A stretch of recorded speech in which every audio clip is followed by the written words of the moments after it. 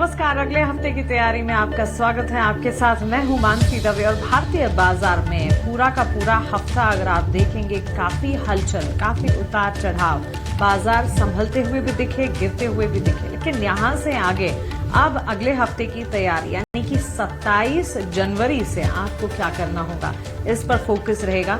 जी हां, भारतीय बाजार में इस वक्त नतीजों का दौर चल रहा है, ग्लोबल अनिश्चितताएं हैं और इसके साथ साथ एक बड़ा ट्रिगर है सरकार का बजट। बजट से ठीक पहले काफी हद तक उठापटक और इस उठापटक में भारतीय बाजार को स्ट्रेटेजाइज कैसे करना है, इस पर लगातार ईटी नाउ स्वदेश कर रहा है फोकस। हमारे साथ लगातार मार्केट के जाने माने एक्सपर्ट्स जुड़ते हैं और उनसे हम समझने की कोशिश करते हैं कि आखिरकार इस वक्त बाजार में करना क्या चाहिए। लास्ट ट्रेडिंग सेशन और पिछला पूरा हफ्ता एक बार आपके सामने रख देते हैं, उसके बाद हमारे एक्सपर्ट को जोड़ेंगे। सवाल जवाब का सिलसिला भी होगा। सवाल पूछने का तरीका अभी आपके टीवी स्क्रीन पर फ्लैश हो जाएगा। हमारे social media handles, contact details आपके स्क्रीन पर फ्लैश होंगे। हमें संपर्क करें, अपना बाजार से जुड़े हुए सवाल हमें भेजें। मैं पूरी कोशिश करूंगी इस बुलेटिन में मार्केट रिलेटेड आपके क्वेश्चंस को शामिल कर पाऊं। लास्ट वीक मार्केट का वॉलेटाइल रहा। लास्ट ट्रेडिंग सेशन हमने देखा ऊपरी स्तरों से बाजार ने गिरावट देखी। करीब 25,000 के आसपास कामकाज करते हुए बाजार क्लोज हुआ। निफ्टी इन पर्टिकुलर, बैंक निफ्टी में भी 58,900 के इर्द गिर्द के स्तर नजर आए, जो कि ऊपरी स्तरों से बिकवाली का दबाव झेल रहा था। रियल एस्टेट, ऑटो जैसे सेक्टर्स थे जो कि इस वक्त बिकवाली झेल रहे थे और बिग बॉय रिलायंस से भी बिकवाली हाथ लगी। इसके अलावा ग्लोबल अनिश्चितताएं, मिले जुले संकेत वहां से। मेटल स्टॉक में लगातार shining trend, real estate down trend दिखा रहा था, लेकिन बैंक्स एंड फाइनेंशियल्स में जहां नंबर्स पॉजिटिव आ रहे थे वहां पॉजिटिव आउटलुक देखने को मिल रहा था, जैसे कि उज्जीवन स्मॉल फाइनेंस बैंक, अच्छे नतीजे, ब्रोकरेज बुलिश रिपोर्ट्स और उसका असर हमने देखा। इसके अलावा अगर आप देखें यहां से आगे ढेर सारे नंबर्स हैं जहां बैंक्स, फाइनेंशियल्स हैं, एफएमसीजी, कंजम्पशन पॉकेट्स हैं, जिसके नतीजे आने वाले, पेन स्टॉक्स के भी नंबर्स आने वाले हैं। तो ये है पूरा का पूरा लेखा जोखा। और अब यहां से आगे आपको करना क्या है, इस पर करते हैं फोकस। हमारे साथ दो एक्सपर्ट्स जुड़ गए, उनका स्वागत करते हैं। आज शो में हमारे साथ स्वास्तिक इन्वेस्टमेंट के संतोष मीना है और चॉइस इक्विटी के कुणाल बरार हैं। जेंटलमैन, आप दोनों का स्वागत है ईटी नाउ स्वदेश पर। अपना समय हमें देने के लिए आपका शुक्रिया। कुणाल, आपसे शुरुआत करना चाहूंगी। कैसे देख रहे हैं मार्केट के सेंटिमेंट्स को आप, और यहां से आगे की तैयारी हमारे मार्केट पार्टिसिपेंट्स की कैसी करवाएंगे आप? Good afternoon. एंड मार्केट की बात करें तो वॉलेटिलिटी कुछ हद से ज्यादा ही है। आज भी विक्स 6-7% ऊपर था, 14.20 के पास आके रुका है। एंड पिछले 2 हफ्तों में जो वॉलेटिलिटी हमें देखने को मिली है, आई थिंक उससे पहले हमें कोई वॉलेटिलिटी नियर टर्म में देखने को नहीं मिली है। एंड इसके मल्टीपल रीजन है कि बजट भी आने वाला है और ट्रम्प साहब ने जो फरमान जारी किया है, जो कमेंट करते हैं उसके बेस पे भी वॉलेटिलिटी हमें देखने को मिली है। और वेस्ट बंगाल का इलेक्शन भी है, तो कहीं ना कहीं वो वॉलेटिलिटी भी हमें यहाँ पे इफेक्ट करती हुई देखने को मिल सकती है। ओवरऑल जो व्यू है वो पॉजिटिव साइड का ही है मार्केट में, जब तक ये 24,800 24,900 का लेवल ब्रेक नहीं होता है तब तक। एंड ऊपरी लेवल की बात करें तो 25,300 का स्ट्रॉन्ग रेजिस्टेंस है। जैसे वो क्रॉस करेगा 25,600 25,900 तक के लेवल आपको निफ्टी में देखने को मिल सकते हैं। ओके, तो चलिए ये रहा है एक बार। और इंडेक्स पर इस वक्त नजरिया काफी इंपॉर्टेंट हो जाता है, क्योंकि ट्रिकी है मार्केट और ऐसे में टेक्निकली हमारे एक्सपर्ट्स बेहतर तरीके से इन्हें रीड कर आपको हेल्प कर पाते हैं, और इसीलिए हमारे एक्सपर्ट्स का व्यू इंडेक्स पर। संतोष, आपका भी स्वागत है ईटी नाउ स्वदेश पर। आप बताएं मार्केट को किस तरह देख रहे हैं इस वक्त आप? ढेर सारे ट्रिगर्स है भी, आगे भी बड़े ट्रिगर है जिसका इंतजार है हमें। Yes, good afternoon Mansi. तो सबसे पहले अच्छी बात है कि मार्केट को बहुत स्ट्रांग सपोर्ट है। अगले दिन 3 दिन छुट्टी है तो मार्केट गिरने वाला नहीं है। अब हम सीधा मंगलवार को खुलेंगे। सो यस, टेक्निकली आज निफ्टी की क्लोजिंग अच्छी नहीं आई है, क्योंकि लास्ट टाइम निफ्टी ने 200 दिन का मूविंग एवरेज जो अराउंड 25,100 के आसपास था उसके नीचे गया था, लेकिन क्लोजिंग उसके ऊपर दी थी। आज because of the some reason, कुछ न्यूज यूरोप से आई, कुछ अडानी की न्यूज आई, उसकी वजह से निफ्टी ने फाइनली आज 200 दिन के मूविंग एवरेज के नीचे क्लोजिंग दी है, which is not a good sign. But फिर भी मैं एक कंफर्मेशन का वेट करूंगा, क्योंकि हिस्टोरिकली देखा गया है कि पिछले 2 बजट का भी हम ट्रेंड देखें तो बजट के पहले मार्केट गिरा है, लेकिन ये 26 जनवरी के बाद से बजट तक के बीच में एक रिकवरी आती है। तो क्या मार्केट में अब ये 3 दिन की छुट्टी के बाद एक रिकवरी प्ले आउट हो सकती है, वो चांसेस भी रहेंगे। तो हम मान के चलते हैं, जैसा कुणाल ने कहा कि जो अभी प्रीवियस लो लगा था 24,900 का, जब तक वो इंटैक्ट है एक उम्मीद बनी रहेगी कि शायद एक बजट के पहले रिकवरी आए। लेकिन अगर उसके नीचे गए तो सिचुएशन और बिगड़ सकती है। ऊपर अगर बाउंस बैक आता है तो निफ्टी को डिसाइसिवली ये 25,500 का एरिया क्रॉस करना पड़ेगा, तब जाके बुल्स का कॉन्फिडेंस लौटेगा और शायद फिर मार्केट में सेंटीमेंट सुधरते हुए नजर आएंगे। एब्सोल्युटली नहीं संतोष, ये तो सही कहा आपने। उम्मीद पर दुनिया टिकी हुई है, उम्मीद पर दुनिया कायम है। एक्सपेक्ट यही करके चलते हैं कि अब नेक्स्ट वीक जो है वो बाजार के लिए पॉजिटिव साबित हो, वॉलेटिलिटी थोड़ी कम हो और अप मूव्स जो है वो नजर आए। लेकिन बैंक्स एंड फाइनेंशियल्स पर भी एक टेक कुणाल आपसे मैं जानना चाहूंगी। देखिए बैंक्स के नंबर्स आ रहे हैं और कुछ तमाम बैंक्स हैं, उज्जीवन स्मॉल फाइनेंस बैंक जैसे अकाउंटर्स, जहां पर नतीजों के बाद जबरदस्त पॉजिटिव आउटलुक देखने को मिला है। ब्रोकरेजेस के भी पॉजिटिव फोकस रेडार पर है। उज्जीवन पर तो राय दीजिएगा ही, लेकिन ऑल इन ऑल छोटी मझौली लार्जर बैंक प्लेस को आप किस तरह देख रहे हैं इस वक्त?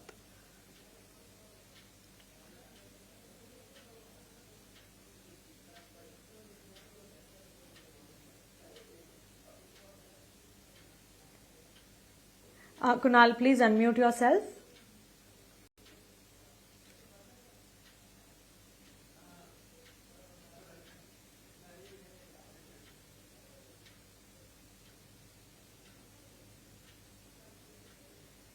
अच्छा, शायद तकनीकी दिक्कत है जिसके चलते कुणाल से संपर्क नहीं हो पा रहा। एक बार फिर से उन्हें जोड़ेंगे। संतोष, आपसे राय जानना चाहेंगे। सेम बैंक्स एंड फाइनेंशियल, तो उज्जीवन स्मॉल फाइनेंस बैंक काफी बढ़िया मजबूती हमने देखी और साथ ही ब्रोकरेज के भी पॉजिटिव रेडार पर रहा। यस, आप मानसी देखो तो बैंकिंग एंड फाइनेंशियल सेक्टर के मोस्टली सारे कंपनियों के नतीजे अच्छे आ रहे हैं। अभी आपकी जो स्क्रीन पर डीसीबी के नंबर्स फ्लैश हो रहे हैं वो भी अच्छे नजर आए। आज उज्जीवन फाइनेंस बैंक में एक बहुत अच्छा मोमेंटम देखा।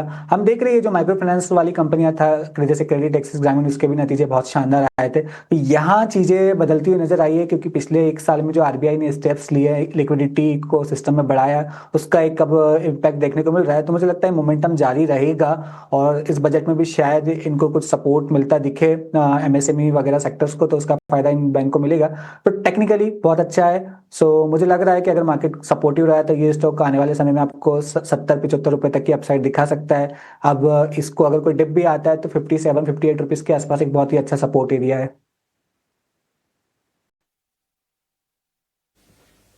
ओके, तो चलिए ये रहा है बैंक्स फाइनेंशियल्स पर। और ध्यान रखिएगा एक्सिस बैंक के भी नंबर्स रिलेटेड हैं और जब बाजार खुलेंगे मंगलवार को तो अब उन नंबर्स पर रिएक्ट करता हुआ दिखेगा वो स्टॉक। इसके अलावा अगर आप देखें पेंट स्टॉक्स में एशियन पेंट्स के नंबर्स भी एक्सपेक्टेड हैं। ये मंगलवार के ट्रेडिंग सेशन में नतीजे पोस्ट होने वाले और नंबर्स के एक्सपेक्टेशंस की अगर बात करें, better set of numbers expect किए जा रहे हैं एशियन पेंट्स के और इनके पर्टिकुलरली डेकोरेटिव सेगमेंट में अच्छी ग्रोथ है और आगे भी अच्छी ग्रोथ के आसार नजर आ रहे हैं। All in all revenue profit के फ्रंट पर पॉजिटिव नंबर्स एक्सपेक्टेड है। कुणाल, अगर आप मुझे सुन पा रहे हैं, एशियन पेंट्स पर आपसे एक टेक जानना चाहूंगी। डेफिनेटली एशियन पेंट की बात कर रहे हैं। एशियन पेंट फिलहाल जिस लेवल पे ट्रेड कर रहा है 2704 के अराउंड, व्यू थोड़ा नेगेटिव साइड का ही है। स्टॉक वैसे भी ऊपरी लेवल पे देखने जाए तो 50 MA के नीचे ट्रेड कर रहा है, तो फर्दर गिरावट भी हमें यहाँ पे देखने को मिल सकती है। वॉलेटिलिटी बहुत इंक्रीज हो गई है पर्टिकुलर स्टॉक में। व्यू डाउनसाइड का ही है आने वाले दिनों में 2600, एंड अगर 2600 ब्रेक होता है तो फिर आपको 2480 तक के भी लेवल एशियन पेंट में देखने को मिल सकते हैं। सो अगर खरीदारी करके चलने का मन है तो मैं कहूंगा कि थोड़ा सा वेट वॉच करके चलिए। 2600 से लेके 2490 ये दो लेवल ऐसे हैं जहां पे आप पार्टली खरीदारी करके जा सकते हो।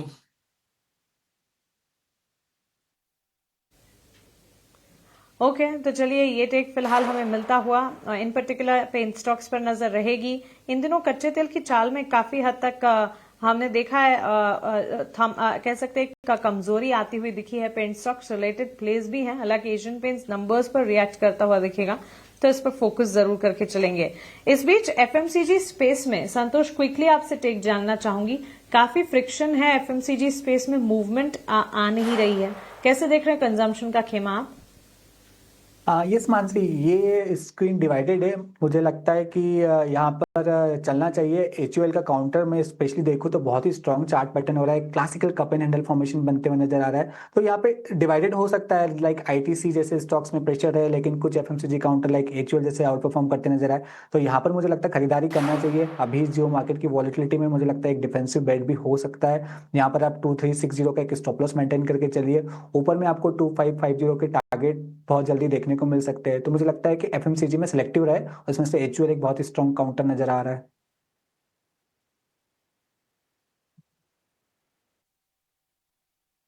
ओके चलिए, ये टेक फिलहाल हमें मिलता हुआ एफएमसीजी पर, और डाइवर्सिफाइड एफएमसीजी प्ले है आईटीसी, करीब 2% की गिरावट है और वॉलेटाइल है वहां पर भी ट्रेड। व्यूवर के सवाल जवाब एक एक कर आना शुरू हो चुके हैं। एक व्यूवर ने एसबीआई कार्ड्स पर सवाल पूछा है। कुणाल, एक टेक आपसे एसबीआई कार्ड्स पर जानना चाहूंगी, और इसके फंडामेंटल्स को अगर देखें, लास्ट क्लोज फिलहाल काफी हद तक हमने देखा कि वहां पर भी उतार चढ़ाव के बीच ही, ऑफ कोर्स मार्केट ही पूरा वॉलेटाइल था जिसका असर देखने को मिला, लेकिन एग्जिस्टिंग पोजीशन जिनकी है एसबीआई कार्ड पर, उनके लिए राय क्या होगी? वेल, व्यू डेफिनेटली फिलहाल होल्ड करके चलने का है। 860 के अराउंड की उनकी खरीदारी है, 770 के अराउंड स्टॉक ट्रेड कर रहा है। एक बार आप होल्ड करके चलिए। मुझे लग रहा है आने वाले दिनों में स्टॉक हमें एक करेक्शन तो दिखा सकता है 725 तक का। मैं कहूंगा कि 725 अगर आता है तो आप वहां पे एक बार वापस एवरेज करके जा सकते हो, क्योंकि 725 का सपोर्ट पहले भी स्टॉक ने लिया हुआ है, एंड सपोर्ट लेने के बाद स्टॉक ने वापस ऊपरी लेवल पे 900 तक के लेवल दिखाया है। तो प्रेजेंट लेवल पे एक बार एग्जिस्टिंग पोजीशन को होल्ड करके चलिए। 725 आता है, आप वहां पे एवरेज करके चलिए। वहां से बाउंस बैक में एटलीस्ट वी कैन एक्सपेक्ट कि 900 तक के लेवल ये स्टॉक आपको दिखा सके।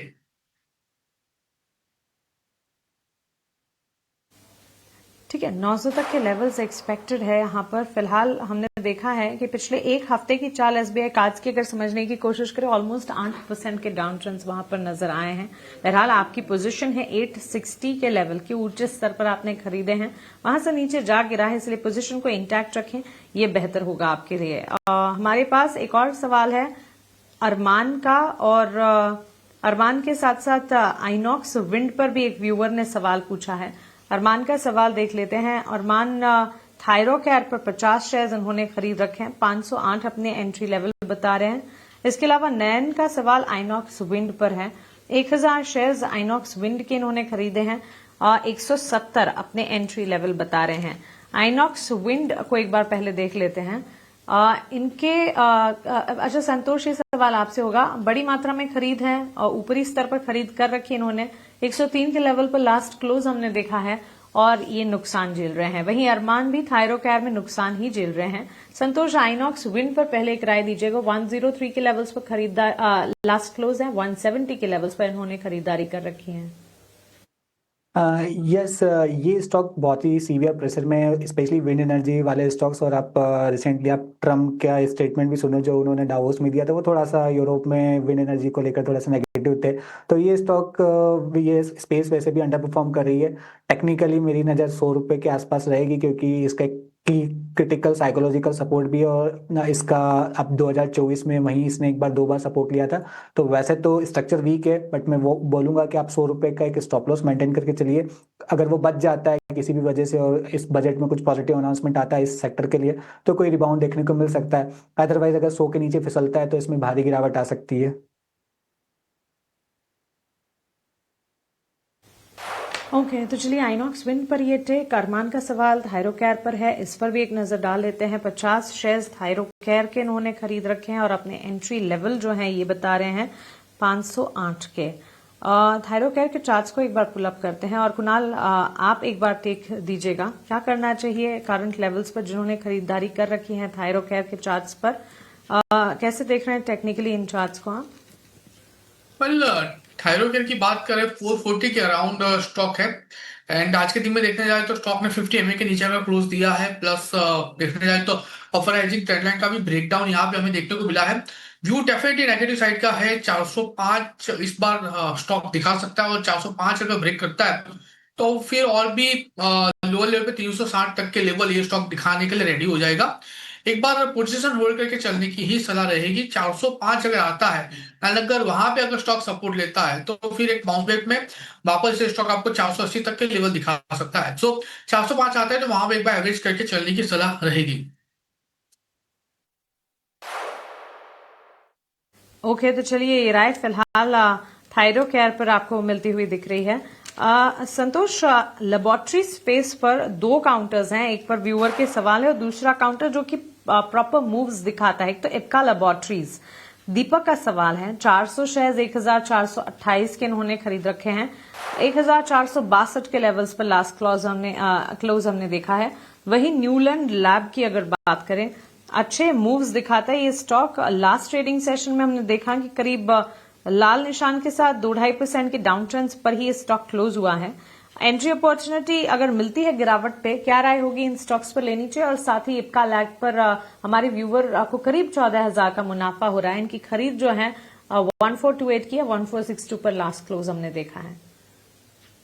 पहले न्यूलैंड लेबोरेटरी की बात करें तो इसका अभी फिलहाल तो स्ट्रक्चर वीक है, क्योंकि स्टॉक अपने ऑलमोस्ट सारे मूविंग एवरेजेस के नीचे ट्रेड कर रहा है। अभी रिसेंटली इसने 200 दिन का मूविंग एवरेज भी ब्रेक किया है। टेक्निकली 12,500 के आसपास एक डिमांड जोन बनता है, तो मुझे लगता है वहां तक और स्पेस है अभी गिरावट की। तो 12,500 के आसपास आकर मुझे लगता है इसमें बाइंग देखने को मिल सकती है, तो वहां पर आप चाहो तो और एवरेज कर सकते हो, लेकिन स्टॉप लॉस लगाइएगा 11,500 का। इसके विपरीत इप्का लेबोरेटरी का चार्ट बहुत ही अच्छा है। स्टॉक हालांकि एज इंस्टीट्यूशनल इन्वेस्टर्स का थोड़ा सा अपसेंस है मार्केट में, इस वजह से चल नहीं पा रहा है। अदरवाइज स्ट्रक्चर अच्छा है। टेक्निकली आप देखो तो 1600 के आसपास जाके बार बार अटक रहा है, लेकिन नीचे 1400 के नीचे जाते हुए मुझे नजर नहीं आ रहा है। जिस दिन ये 1600 का लेवल निकालेगा, ये स्टॉक आउट परफॉर्म करते नजर आएगा और फिर इसका अगला टारगेट 1750 का रहेगा। तो इप्का लेबोरेटरी में तो बने रहना चाहिए, और कोई डिप भी मिलता है 1400 रुपए के आसपास तो खरीदारी करना चाहिए, क्योंकि इसका स्ट्रक्चर अच्छा है। ओके, चलिए पोजीशन को इंटैक्ट रखें। इप्का लेबोरेटरीज में स्ट्रक्चर अच्छा है, मार्केट काफी वॉलेटाइल है और इसके चलते तमाम स्टॉक्स में कमजोरी है, लेकिन यहां पर आपको आपके लेवल्स मिलेंगे 1462। इनफैक्ट आप ऑलरेडी प्रॉफिट्स में, यहां से पोजीशन को इंटैक्ट रखें, फर्दर अपसाइड नजर आएगी।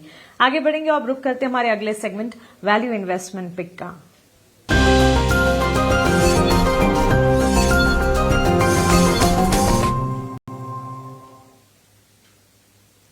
कुणाल बताएं, वीआईपी शेयर क्या होगा? वेल, वीआईपी स्टॉक की बात करें तो दो स्टॉक ऐसे हैं जहां पे खरीदारी करके चलने की सलाह रहेगी। सबसे पहला इक्विटास बैंक, 71 के अराउंड का क्लोजिंग है, 64 के एसएल के साथ खरीदारी करके चलिए। 77 से लेके 85 ये दो टारगेट हमें देखने को मिल सकते हैं। टेक्निकल स्ट्रक्चर इक्विटास बैंक का काफी अच्छा है। मल्टीपल ब्रेकआउट हमें देखने को मिले हैं in terms of chart pattern and moving averages. So एक अच्छी खासी रैली का एक्सपेक्टेशन हम ये स्टॉक में कर सकते हैं। और दूसरा जो है फोर्टिस, एक अच्छा खासा बॉटम स्टॉक ने लिया हुआ है और यहाँ से एक अच्छे खासे मोमेंटम का एक्सपेक्टेशन हम यहाँ से फोर्टिस में रख सकते हैं। तो फिलहाल स्टॉक 844 के अराउंड है, खरीदारी करके चलिए। टारगेट की बात करें तो जिस हिसाब से स्टॉक यहाँ पे ट्रेड कर रहा है, आने वाले दिनों में अच्छे खासे मोमेंटम का एक्सपेक्टेशन रख सकते हैं। ऊपरी लेवल की बात करें तो 1154 का पहला टारगेट है, स्टॉक हमें दिखा सकता है, और 1154 जो ब्रेक करे तो 1210 तक के भी लेवल ये स्टॉक दिखाने के लिए रेडी हो जाएगा। सो यहां से फोर्टिस खरीदारी करके चलने की सलाह रहेगी। चलिए, वीआईपी शेयर्स के तौर पर दो शेयर्स इस वक्त कुणाल की तरफ से। संतोष, आप बताएं वैल्यू इन्वेस्टमेंट पिक्स आपकी तरफ से क्या होंगे? वैल्यू इन्वेस्टमेंट की बात करें तो पहले बाइंग साइड का अगर हम देखें तो एक मुझे सुप्रीम इंडस्ट्री काफी अच्छा नजर आ रहा है। स्टॉक के नतीजे भी काफी अच्छा है और टेक्निकल चार्ट पर इस पे एक kind of morning star formation बनते हुए नजर आ रहा है। एक बेस बनाया है स्टॉक ने, तो यहाँ पर खरीदारी करना चाहिए। In near term, very near term मुझे जो टारगेट नजर आ रहे हैं वो 3600 के, और थोड़ा सा लंबा होल्ड करते हैं तो 4000 रुपए तक के भी टारगेट देखने को मिल सकते हैं। एक स्टॉप लॉस आपका रहेगा 3435 का।